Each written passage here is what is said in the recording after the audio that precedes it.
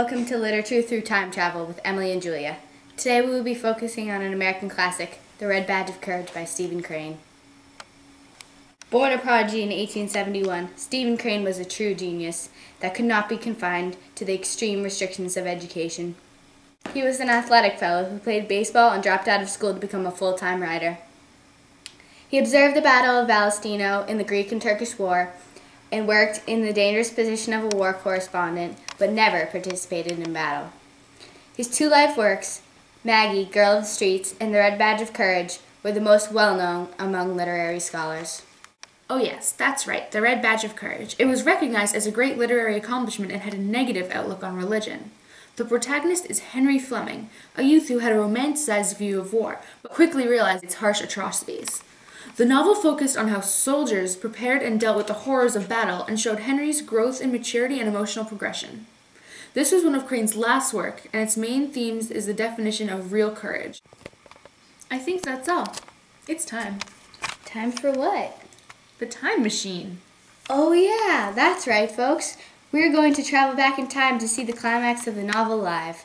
After Henry's regiment has been insulted by an officer, something changes within him. In the exact words of the officer, it was said that the members of Henry's regiment fight like a lot of mule drivers.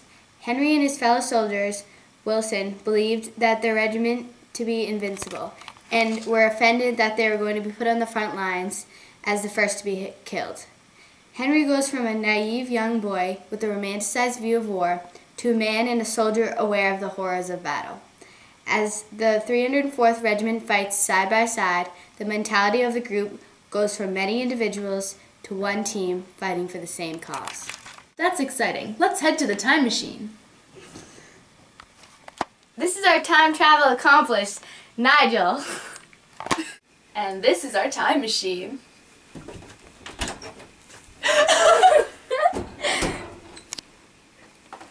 And that's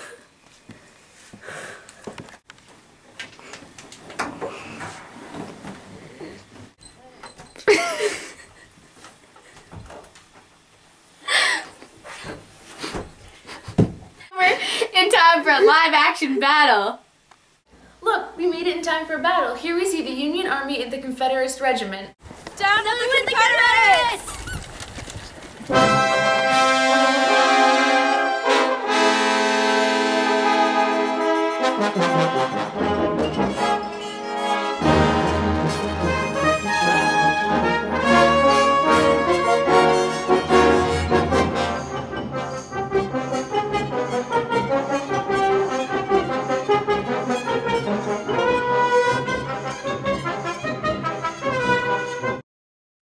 Alright, we're gonna see if we can get one of the fighters, Henry, to give us some insight. Henry!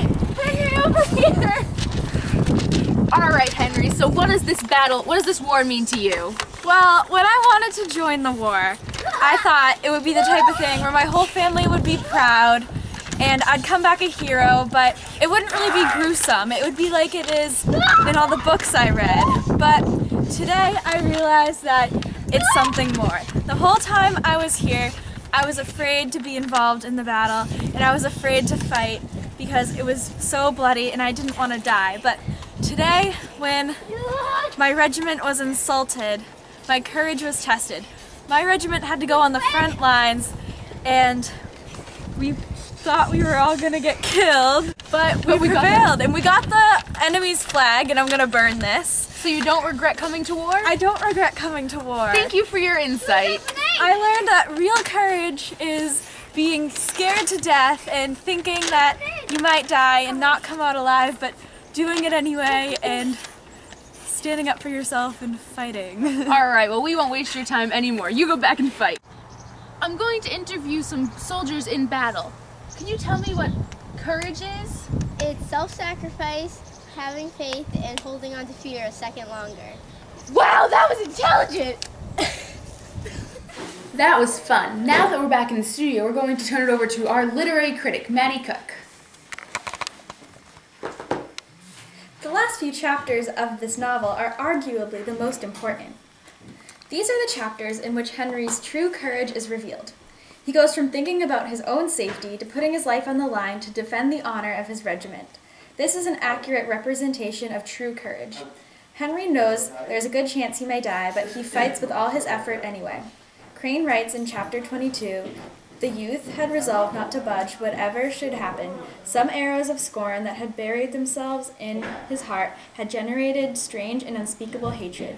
It was clear to him that his final and absolute revenge was to be achieved by his dead body lying, torn and glittering, upon the field. This was to be a poignant retaliation upon the officer who had said mule drivers and later mud diggers. It was his idea, vaguely formulated, that his corpse would be for those eyes a great and salt reproach." Crane 141 to 142. This quote prominently highlights Henry's change of heart. Henry is willing to die to defend the honor of his regiment. Crane also uses vivid descriptions involving color. Colorful imagery is all throughout the book and shows emotions during the battle. Our staff's favorite quote of the week was, "Some men working madly at the battery were plain to them, and the opposing infantry's lines were defined by the gray walls and fringes of smoke. Each blade of green grass was bold and clear." The use of the color gray shows the dreariness of death in fighting, and the reference to the green grass paints a vivid picture. Even the title itself is a color metaphor. The red badge of courage is symbolism for a bloody wound, and all throughout the book, all Henry wanted was a red badge of courage to show he was a hero. In the end, he realized that no external feature can determine the courage within him. This book has profound messages, and I highly recommend it if you haven't read it. The last few chapters emphasize the real meaning of the whole book. Thank you for watching this episode of Literature Through Time Travel. See you next time, where we will discuss The Scarlet Letter by Nathaniel Hawthorne.